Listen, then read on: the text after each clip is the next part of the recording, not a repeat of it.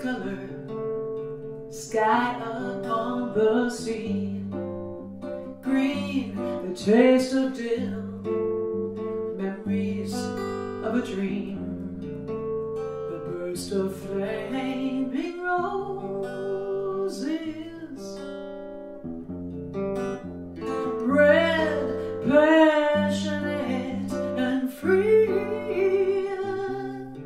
cream, a neutral place, we're finding common ground, the warmth of mauve, comfort and calm, gold, a place where dreams are glowing, colors of the heart. Well, welcome everybody to Abstract Art Behind the Scenes. Tonight, the theme is the inner voice. Wassily Kandinsky was a Russian artist and theorist. He was born in 1866 and died in 1944. One particular thing about Wassily was that he was a little bit like a person who has synesthesia, meaning that he could walk into a building that was in Russia and he would pretend that he was in a fable, in a Russian fable or fairy tale. And all the colors were so strong for him that he felt like he wasn't even in the fairy tale that was in a building, but actually in a painting. So he would switch out something for something else that was artistic. Like, for instance, he would listen to a Wagner opera and he would shift his feelings about music into imagery of color and of shape. So being synesthetic means that a person can move in and out of different art forms very easily. And sometimes it can be mind-boggling in terms of just being too much. And for him, it was very stimulating. He saw that music had no obligation to the natural world. And he also wanted art to have that same independence and freedom of expression. He didn't want to depend on the material world to find the internal truth for his art.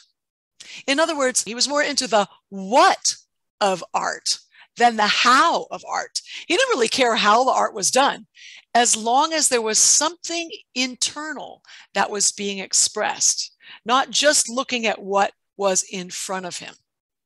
He used a word often called the Stimmung, which is in German because he lived in Germany for quite a while. So the Stimmung, which means atmosphere or mood of nature, he said, can be imparted by every art. Not, however, by imitation, but by the divine or the divination of its inner spirit. So in terms of music, he was coming up with some very different ideas in relation to art. Like, for instance, we look at music as improvisation or composition, but he would take those same words and he would apply them to art. He thought of art as improvisation, and that we could go to our unconscious or subconscious areas within ourselves to express ourselves. Or he thought that composition was important in music as well as art. And a mature composition meant that you use reason, consciousness, purposeful play, and your feelings to express a good, mature composition. He also loved the idea of impression. So like Debussy, some artists, some musicians, they have an impression of something. The melody is not so perfectly melodic. It's got some dissonant quality to it. So it's an impression. He also talked about melodic composition, which meant compositions that were more basic, and symphonic compositions, which were more complex. And these terms he would interchange with art, with music. He developed and paved the way for many as he explored his unique and imaginative abstract art based on his inner need. He said, "Color is the keyboard. The eyes are the harmonies. The soul is the piano with many strings. The artist is the hand that plays, touching one key or another to cause vibrations in the soul." That's a big mouthful. But when I think about art or feel art, I believe that my soul resonates just like it does when I hear amazing music. So I really think he was right on with that saying. He also said one must search deeply into his own soul, develop and tend it, so that his art has something to clothe and does not remain a glove without a hand. Artists must have something to say, for mastery over form is not his goal, but rather the adapting of form to its inner meaning. So when we think about that, if we're making art and we want the form to adapt to the inner meaning, then maybe it's more important to just go with the flow of the art sometimes. Let it happen. Let the unconscious play out. And the form will find its way, especially when one has some artistic training.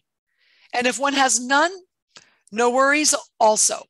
One can just enjoy and let the subconscious go. So let's go to the slideshow. Let's get into the early life of Wassily. He was from a well-to-do aristocratic family, born in Moscow, and eventually lived in Odessa. His father was a tea merchant, and he supported Kandinsky for much of his life, even though he didn't want him, of course, to become a painter, because typically fathers of young men in those days, and even possibly today, often wanted their children to support themselves with a lucrative kind of career. When he was a child, Wassily played cello and piano. He found his first oil paints. In fact, he acquired them himself at age 14. This is a picture of him. I don't actually know what age either of these are, but I love to show the artists during these webinars, younger versions and older versions. I really enjoy seeing how they change. There's almost an intensity to the first picture on the left, and to the one on the right, he seems more self-assured, more relaxed. One of the very first paintings of Kandinsky's, which was made in 1889, is considered a tone painting. He was about 23 years old, and it looks quite masterful to me. He basically has a color palette, or let's say a palette of colors, that is fairly subdued and also limited. At 26, in 1892, he married his cousin, Anna. I guess that was a common thing back then. In Moscow, he studied political economy and law at the university, and he was ready for a successful career in those areas. But he changed his mind after he saw something very special.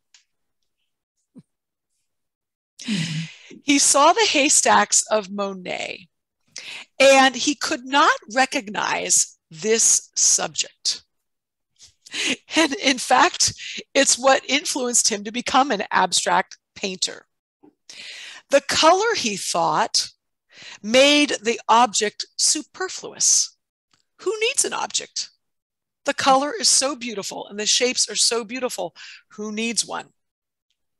After seeing it, he said, I had the impression that here painting itself comes into the foreground. I wondered if it would not be possible to go further in this direction. At age 30, he turned down a professorship in Estonia, and he decided to go to Munich to paint. Now, at that time, Munich was one of the most active experimental centers in Germany. And there were many younger artists in 1892 who broke off from the academy-dominated organizations and exhibits. They were just tired of the stuffiness of it all. He basically took lessons in Munich, training, traditional art training, and at the same time, he joined avant-garde art circles. He was very influenced by German expressionists who used really strong color, and the French impressionists who dabbled with very exciting brushstrokes. He was also very interested in African sculpture and primitive African artwork, which at that time was being exalted as having inner truths. So in this next one here, he's made a colored woodcut, which was very much in vogue at that time. This is made in 1903. And he also was very interested in Russian folklore or anything having to do with stories, fairy tales, things having to do with his hometown and his country. This one here is called Russian Night. And it was made in 1902. This one is called Walled City in Autumn. And you can see here that he is moving more toward a flat plane, bringing things more to the foreground. You can still tell that it's representational. We can tell everything that's there. This is the one that is called Sèvres. A very impressionistic piece. He was very influenced by the Impressionists at that time. And a lot of the Impressionists didn't use such strong color like this. So I imagine that he used some of the ideas from the German Expressionists at the time. And he was in Germany, so he was seeing a lot of their work, combining the different influences. You can see that there's still some semblance of representation everywhere. There's a sense of perspective. You can feel a little bit of the light and the shade.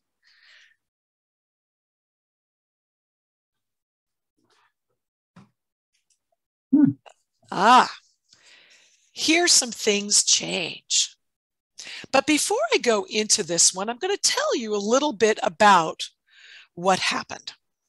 He went to various schools in Munich, and he learned so much and really enjoyed what he learned, but he basically did not feel comfortable with some of the academic classes. And he decided to form his own school after meeting a woman named Gabriele Munter, who also became very famous, much later perhaps, and not as famous as Kandinsky, nevertheless had a very strong role in shifting the way we do and look at art.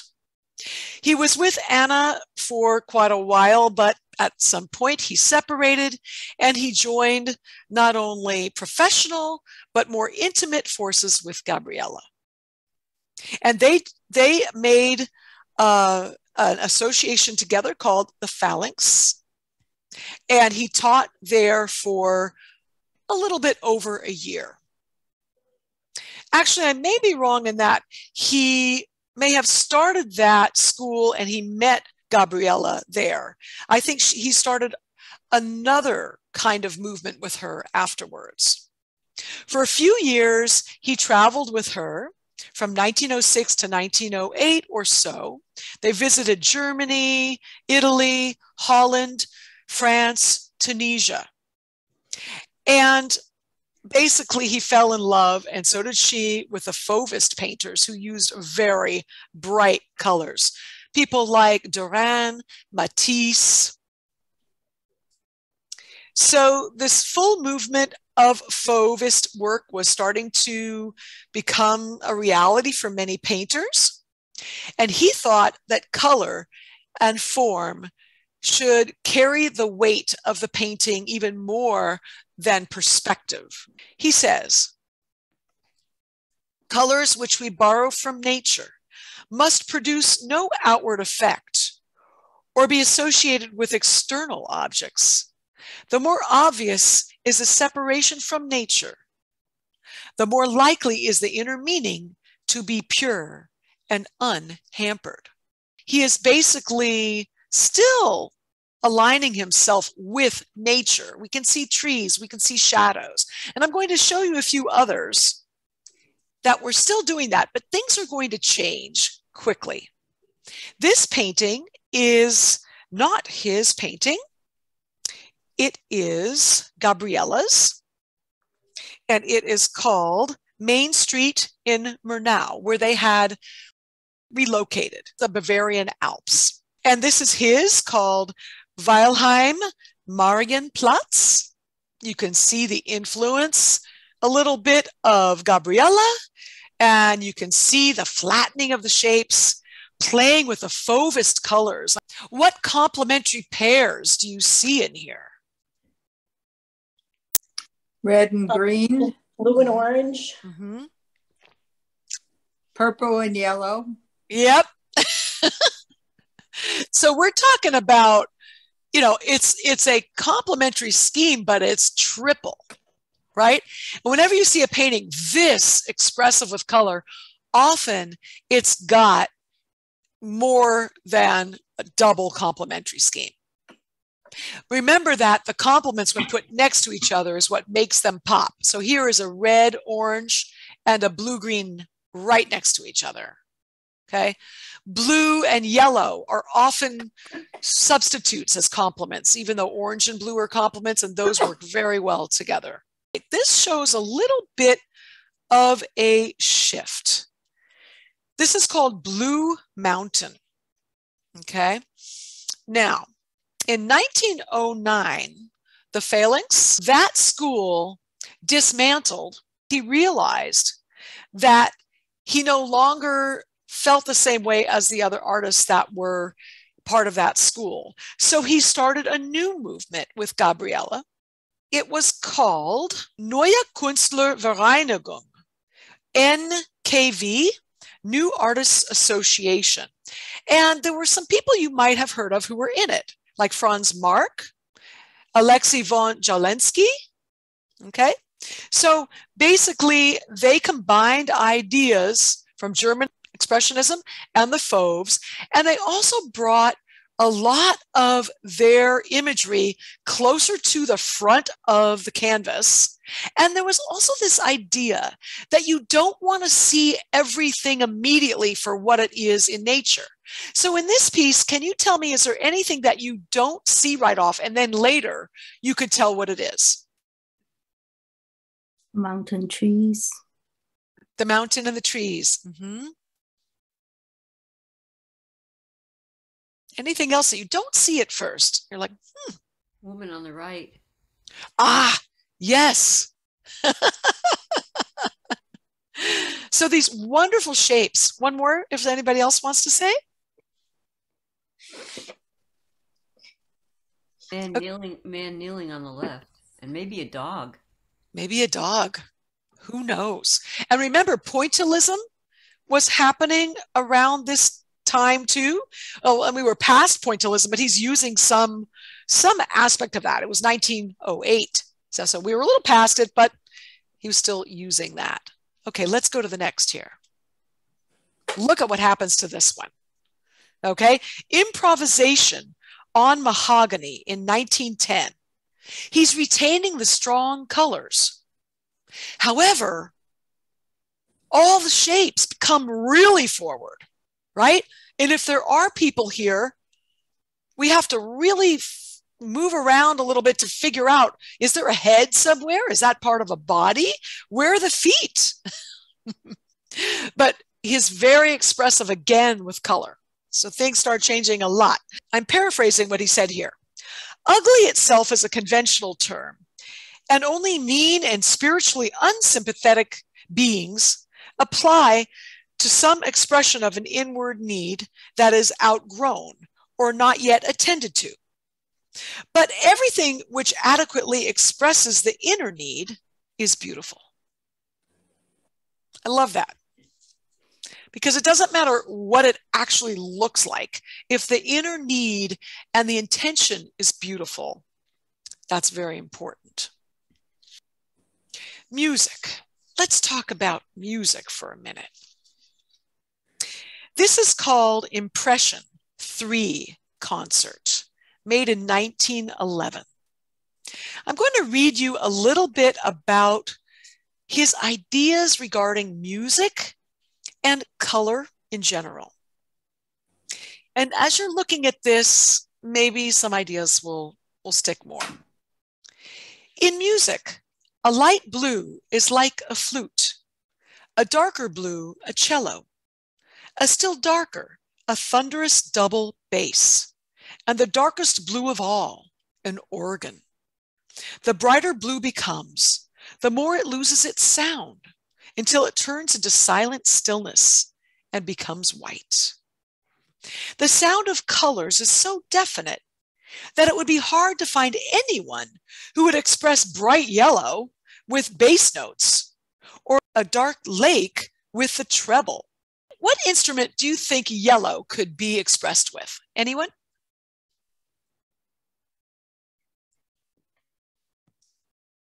Maybe violin. A violin? Piccolo? Piccolo? Mm-hmm. Uh-huh. He said a trumpet. Oh. But you know what's so great? That all of those work because I think of a higher pitch sound with a lot of energy. Trumpets can go to that real high pitch and strength or intensity. This one is called Autumn 2.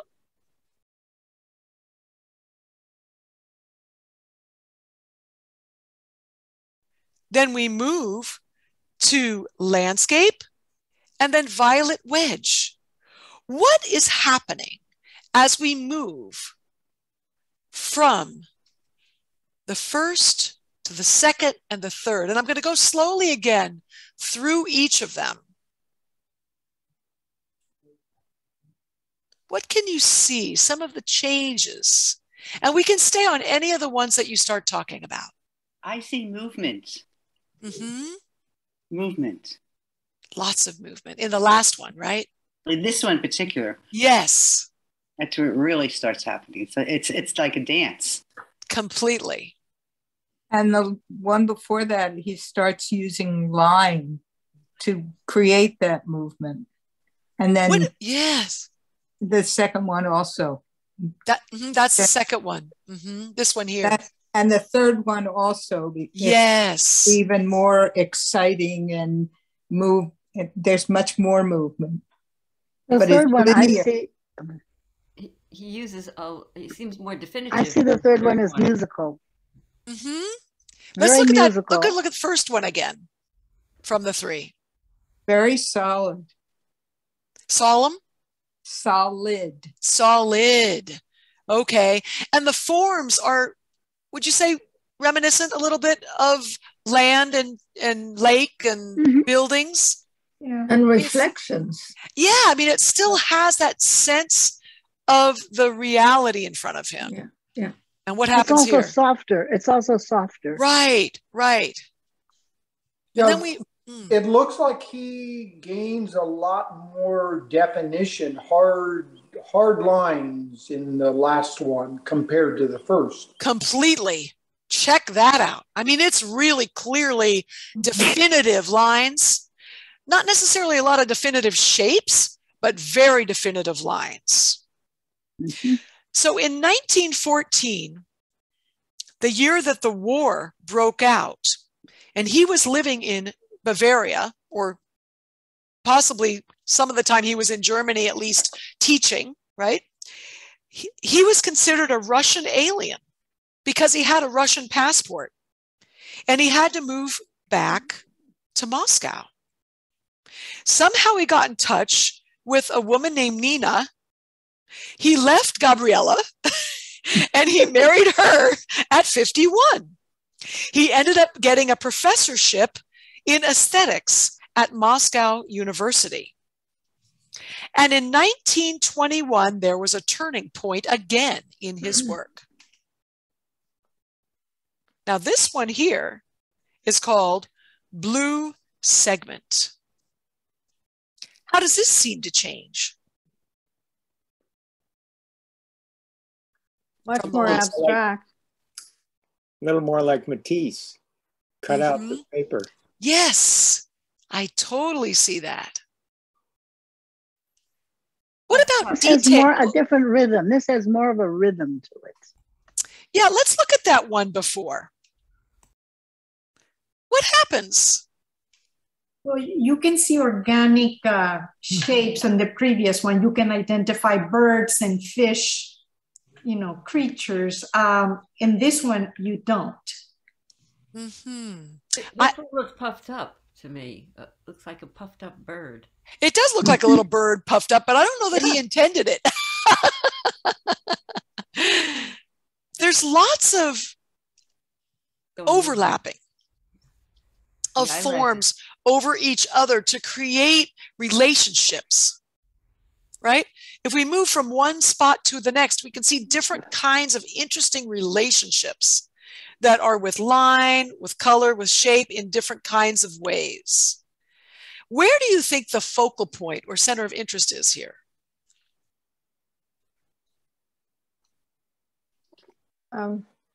Jumble up at the top. There isn't. Yeah. Up toward the very top Right. The top right. And I would say that's because of all the detail. Okay. Lots more detail. Lots of things all culminating with the There's a lot darks. of repetitive lines here. These lines go with Yes. these lines. Right. So there's other over here. It's similar. Mm-hmm. He repeats them very small, mid, large. This almost looks like a bird in flight here. Mm-hmm. Very whimsical. In 1921, the propaganda in Russia was such that it required the artist to only delve into social realism.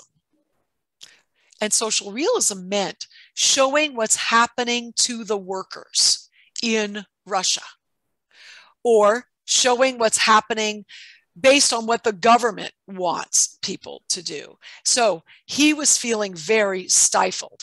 This is in 1921, right after he painted this painting, or possibly before. In any case, at that time, the war was over, and he was invited by the owner and inventor of Bauhaus, which was an architecture school, by Walter Gropius, to come to Weimar and to actually teach at the Bauhaus. Now, Gropius thought that one should unite all the arts under the supremacy of architecture. He was a little biased, I think. Okay. So this particular piece is showing a Metatron cube, or Metatron's cube. And the reason I'm showing this is not one of Kandinsky's artworks, is because at some point during his mature life, he decided to become part of the Theosophical Society that was developed by Madame Blavatsky. And Madame Blavatsky had lived in Russia and then eventually went to New York. But her ideas had to do with sacred geometry. And even though I don't know much about it, there was one thing for sure that she felt, and that was through the knowledge of spirituality and sacred geometry, you could find eternal truth. So this whole world of sacred geometry was all about finding the beauty and the sacred qualities of geometry and giving certain expression and meaning to those forms. For instance, a triangle would be at the top, or the top of the triangle is the ultimate soul. The circle has a very mystical quality. I looked for what a square could be. I could not find it. So if anybody finds that out, please let me know. So the idea that Moses climbed to the top of a triangle, he climbs up to the top to get the Testament, the Old Testament from God. And this is something that Kandinsky talks about. He goes up there to get the Old Testament, and the top of the triangle is the ultimate connection with God or soul. And when he comes down, he sees the art lovers worshiping a golden calf. Okay, that's the lower part of the triangle. So ultimately what he's saying and others were saying is that the top of the triangle is that pinnacle where we can get most in touch with the soul. All of these theories and ideas are very interesting to contemplate. Whether it's something that we all believe in, it's just fascinating to see how one could use ideas and philosophies like this about shapes, circles, triangles, squares, and then develop absolutely gorgeous artwork. If you look up sacred geometry and you see the images on Google, you'll see some very beautiful designs. But just it's really amazing how they work with these ideas. So now, after showing you that, I wanted to show you one of Kandinsky's most important works. And this is called Composition 8. It was made in 1923. Okay, so basically, hey, some things are happening here. Anybody want to say? It's more geometrical. Definitely. Anything else coming up? There's a paintbrush in there. Oh looks my like gosh. a paintbrush. Mm-hmm. No way. It looks musical. Where? I did not see that before. Right in the center. That Right is here. really amazing. Can you see this arrow? Yeah. Can you see the Yeah. arrow that I'm using? If you, Yeah, Oh, yeah. yeah, if you move down to the left, it's like brush at the end. there it is. I Right. love it. I didn't notice it before. Yeah, I agree. Someone says musical. Yeah. Yeah. And he's using the triangles and the circles like in his prior theory. Mhm. Right. Exactly. And the lines, the 3 lines. Is he The- 3 composing? lines, there's 3 lines, there's 3 lines. 3 lines? Only Well, 3. there's 3 lines next to the brush, or maybe it's 4. I don't know. Oh, the 3 lines here. together. Maybe Yeah. that's indicating some kind of an instrument. And there's more 3 lines, 3, they're not lines, but 3 shapes like lines here. Interesting. I don't know if you can see me. I wonder. Yeah, I see the There you go. 3s. That may Yeah. have some significance to him. So it's like a symphony? It feels like that. I mean, it's very complex, right? Versus a simple melodic composition, it's a symphonic composition. Mhm. I mean, it's really elaborate. All right, so let's look at a couple others here. This is called Swinging, and it was made in 1925. And this one, to me, takes in some of his joy of strong color, and he works with that in relationship to geometry. But he actually is filling in a lot more here, isn't he? Yes. Mm-hmm. Did he work with watercolor, Julie? Yes, he did, and I'm going to show a watercolor later. These are all oil, by the way. Mm. And I didn't want to get into the sizes of every picture because it takes so long to talk about size. But some of these are quite large, and some of them are very small. So if you like a piece, look it up, and you'll see where it's located now. Some are in France, some Dusseldorf, all over the world. New York. Any in acrylic? I don't think so. I think he worked in oil. I did not see anything with acrylic. Was acrylic around then? No, I don't think it was. But I'm not I sure. don't think so either. Mm-hmm. All right, let's look at the next one here. These are woodcuts. And the reason why I wanted to show them right next to those is because they have a lot of similarity, even though they're in a very limited palette of black and white. They are very small. They were made in 1922, both of these. Mm-hmm. I particularly like the second one. Mm-hmm. It still has that musical quality. Mm-hmm. And the relief of the white against the black is full of a lot of energy and strength. Mm-hmm. Yeah. Anything that you like about these particular two? I like the second one. I like the yellow in here. It's just dramatic, and the blue against black and white. It looks good together. Yeah. You know who did that well as well? Is Matisse.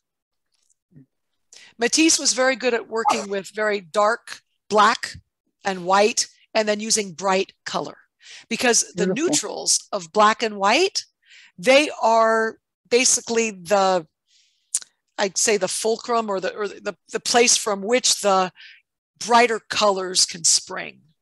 They can come forward, especially the blacks.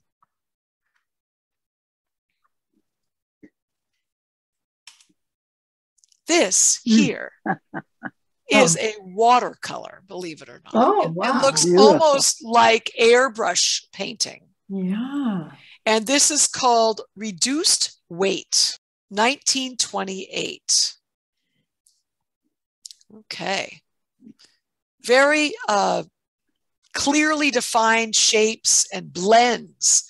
So I'm just wondering what he did with the watercolor to do this, or if he used some kind of a spray, or, I'm a watercolorist and I'm not exactly sure what he did here. But you know what I think is possible? He could have masked out this whole form and masked out some of the forms that he didn't want to get any of this. And then he, sprayed with or flicked all of this onto here. Yeah, I think it's the masking and spraying around the form. Probably, yeah. Otherwise, it wouldn't be that sharp. That's right. This one is called Violet Dash Green, made in 1926. And I'm going to show you a few of these now. We can talk about how they're shifting, what's going on. These other ones are in 1923, but I thought they had some similarity. I believe this is a watercolor, circles in a circle. And this is oil again, blue circle 2. So I noticed that a lot of circles are employed. Mm-hmm. Okay, that's one of the things he's using. Yeah, are there anything that strikes you as you see these? I'll go a little slower.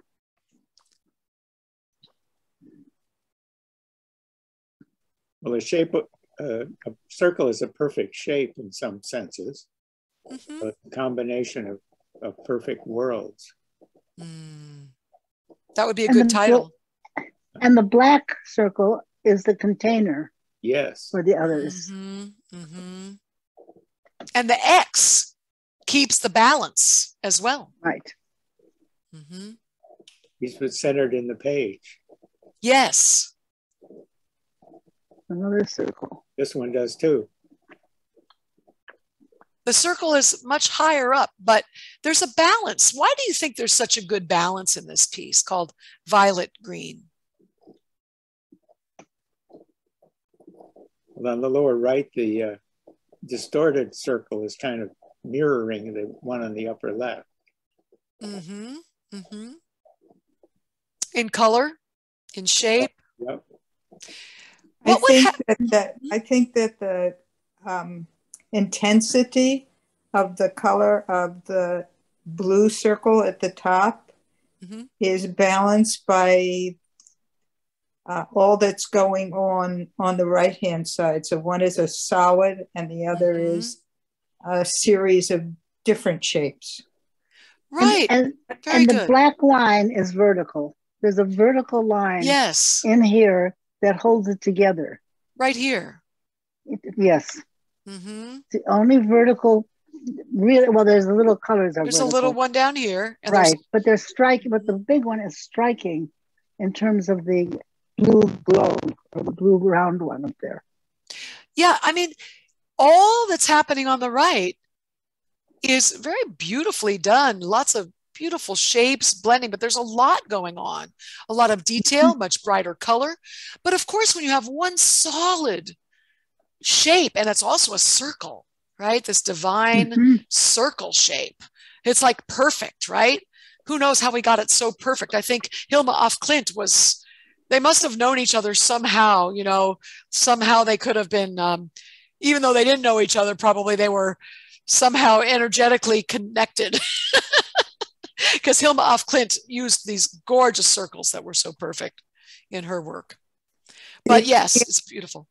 The other thing, I think the lines, the triangle lines that crisscross the blue circle, they look to me like shooting stars, something shooting off up and shooting down. Oh, yeah. This could be a rocket on the right. I mean, who knows, right? I think all the yellows are holding the painting together. They're balancing the painting. Very good. Very good. And I like them a lot, all the yellows. If it wasn't there, the painting is not a really good painting. You know that yellow, Carmen, is the brightest color, right? That is, the very brightest color on the spectrum. It doesn't have the ability to be seen from a distance as much, but if you're up close, it is the absolute brightest color. And so that luminous quality, so that's really, really important that you're saying that, because it's moving us around as we move from triangle to circle to square and back. So I have a question. You just mentioned Emma af Klint, how is that right? Hilma af Klint, yes. Yeah. For some point, I look at a documentary. Actually, Kandinsky, he actually see Elma's painting before.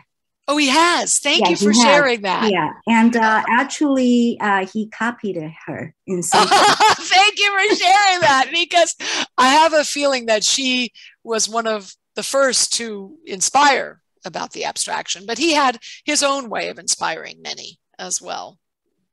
Well, thank you for sharing that. Definitely appreciate it. I'm intrigued by the colors, almost like a color swatches from a paint store. On the bottom, you mean? Yeah. Like a practice. Yes, I know. Yeah. Just maybe one or two comments about this one, and then I'll move on. That reminds me of a big eyeball. Yeah, exactly.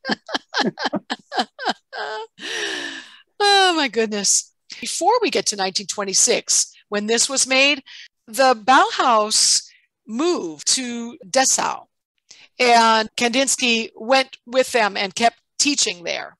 But in 1925, there were some communist students who boycotted Kandinsky's teaching. Hitler was on the rise at that point too, and at some point they put a portrait of Hitler in the offices of the Bauhaus. And so basically this infiltration of the war, of Hitler and Germany and all, was was moving into the Bauhaus, and ultimately Kandinsky was kicked out, and actually the Bauhaus was no longer allowed to exist. In 1926, he painted this, and it's called Conclusion. This one is called Calmed in 1930.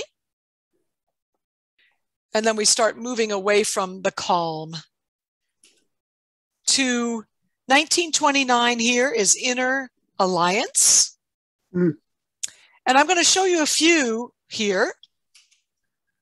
Disintegrated Tension. Surfaces Meeting in 1934. And Two Green Points in 1935. Interesting. One of the things that I want to point out about this one here is that Kandinsky, like many of the works before it, is working with objects or forms, I should say, that are all on top of a colored field. So a field of one color underneath. And one of the people he was influenced by to do that was Henri Matisse. He would make paintings that had one full color and then played with form over it. Now, these paintings are quite complex, more like symphonies, or I'd say not very harmonious symphonies. There's a lot of tension. This one I actually really like because I love the colors and the feel in it. And even though there's a little bit of tension, I love the way we move around. This one was called Disintegrated Tension. And these here, he's using the ground again of one color, and then working with planes that are basically transparent over each other and sometimes opaque, and really some beautiful, interesting forms. In all of these, there are layers, one next to each other, or some layers over each other, and playing with planes in a sense. So if any of you have any thoughts about these, I welcome them. They have a little African art look to them for me. Oh, okay. Is that Bruce? Yeah. Oh, great. Any ones in particular more so? I think the one that looks like a mask. This one here? Yeah. Mm-hmm. Yeah. That's a great observation. Like earrings hanging off on. Yeah. It's definitely like a face. Yes, yes. But also very whimsical. Yeah. Yeah, beautiful feeling. I imagine that he started with the idea of the layers, like with the colors being all brown and then yellow and then brown and then blue, and then played on top of each one, making changes. That's what I imagine his method was. Someone who was on a similar journey with art and politics getting mixed up was Albers. And, okay. Mm-hmm. And basically looking at the transparencies and all the complicated colors next to each other, you sort of can feel the experimentation about putting colors in positions where you can see how they interact with each other. Mm-hmm. Yeah, that's very, very interesting. A lot of analogous colorations, colors near each other on the color wheel, and then suddenly a burst of a complement, or colors that are more semi-neutral and neutral, and how they affect the brighter colors. Tints versus shades of color, right? Mm-hmm. So I like the idea of Albers, and I would like to study him more and eventually put on a webinar about him. It would be interesting to learn more about him. Thank you for mentioning that.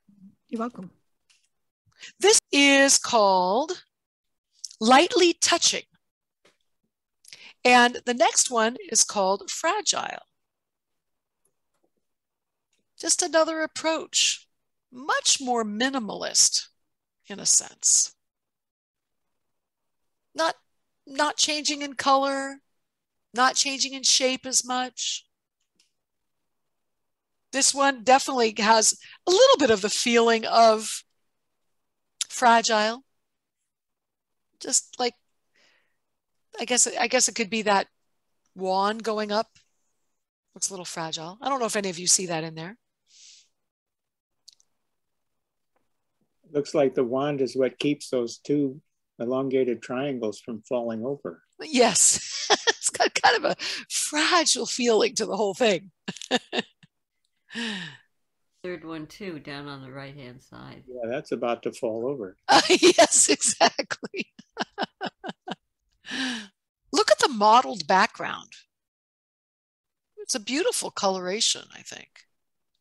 And the way he modeled with the paint not fully being covered on a lot of the forms. Mm-hmm. Yeah, lovely. I'm going to read something that he said about Cubism. I thought that was fascinating. Cubism.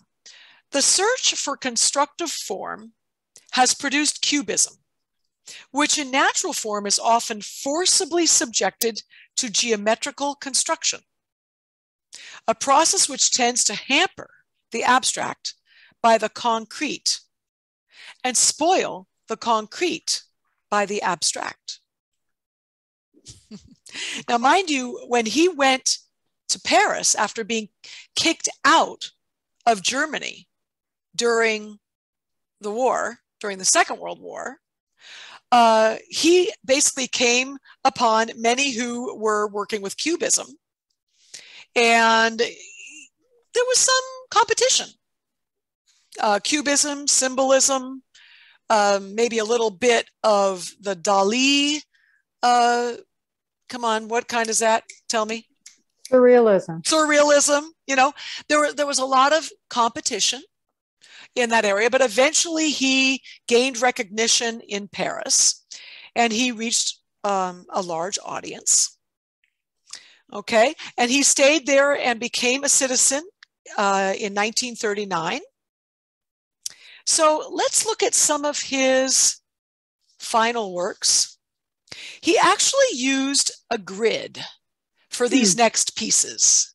And when I noticed this grid, I thought this is fascinating.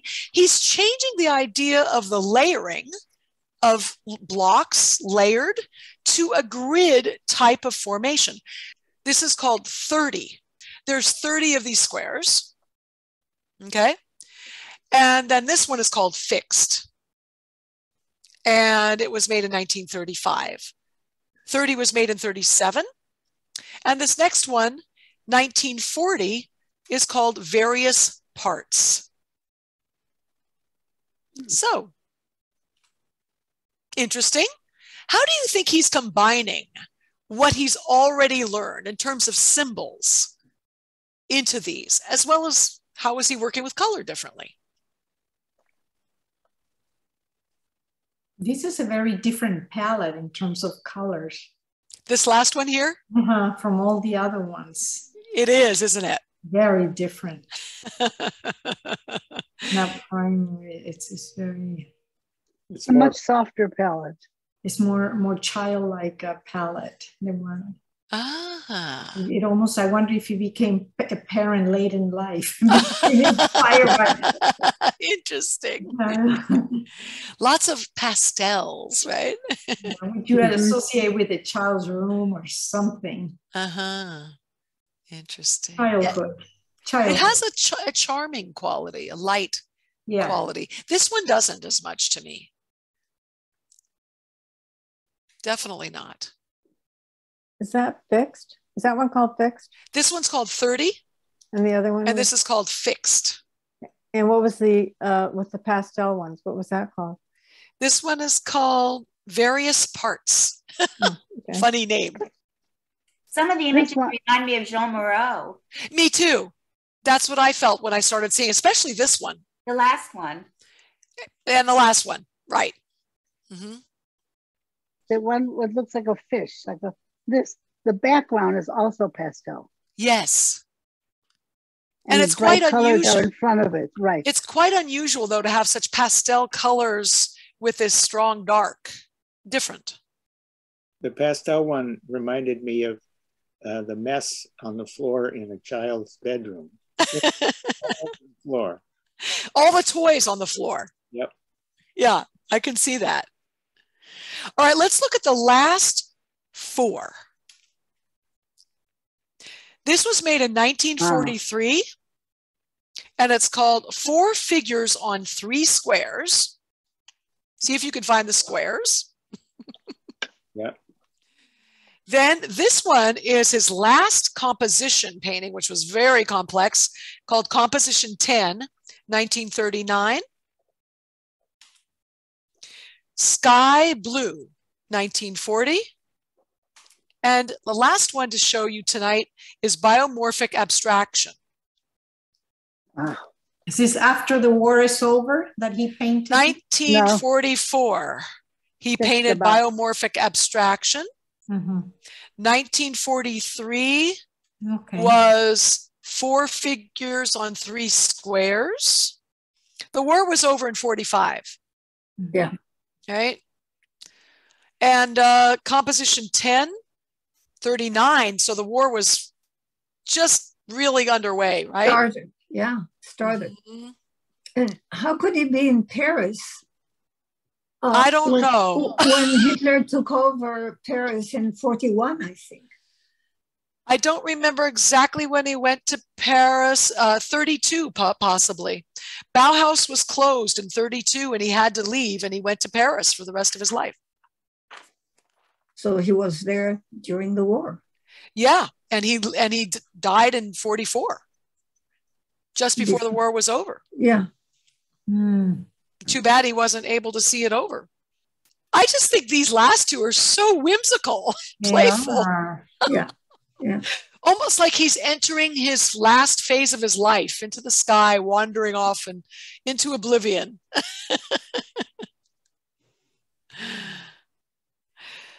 How old was he when he died, Julie?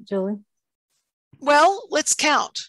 1866 to 1944. Who's good at math?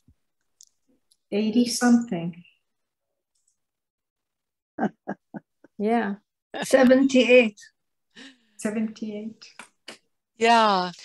So I am going to finish tonight with some beautiful quotes from Wassily.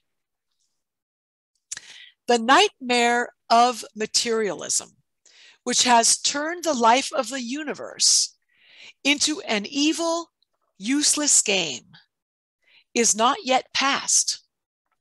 It holds the awakening soul still in its grip. The spirit, like the body, can be strengthened and developed by frequent exercise, just as the body, if neglected, grows weaker and finally impotent. So the spirit perishes if untended. We have before us the age of conscious creation, and this new spirit in painting is going hand in hand with a spirit of thought towards an epoch of great spiritual leaders. And the last quote that I have for you tonight: lend your ears to music, open your eyes to painting, and stop thinking! Exclamation point. Just ask yourself whether the work has enabled you to, quote, walk about, end quote, into a hitherto unknown world. If the answer is yes, what more do you want? The art of dreams, dreams of art, a closer world, a world